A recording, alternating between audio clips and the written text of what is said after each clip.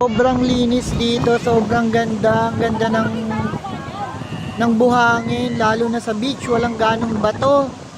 Ay, wala pala talagang bato, talagang makinis na makinis yung ilalim ng dagat. Kahit nakapaa ka, hindi ka matutusok ng bato, walang kabato-bato. Ang ganda, Kuya Loy.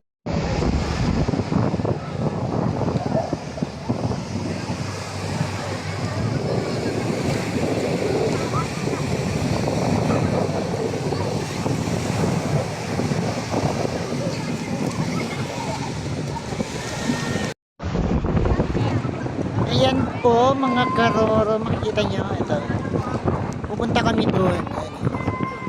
So isa to sa magandang puntahan dito sa ano ba to? Marine, ano to? Marine ano? Marine base. Marine Base Gregorio Lim. Ano? Tatalong kami dyan, doon kami sa dagat, diba?